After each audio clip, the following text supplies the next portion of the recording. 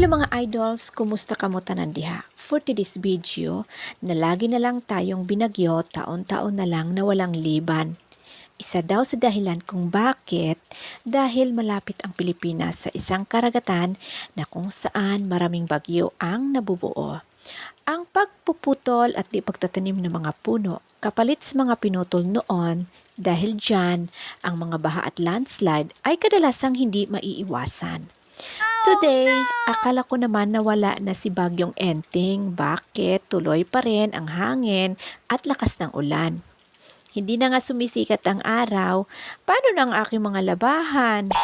Araw-araw na lang umuulan. Bah, kailan pa ba ang sunshine? Sana may power ako para pwede ko na kontrolin ang weather. Kaso, powerless eh. Parang life ang weather. May ulan, may bagyo. Almost all of the things that have had happened to us were way out of control. Kaya, be strong palagi.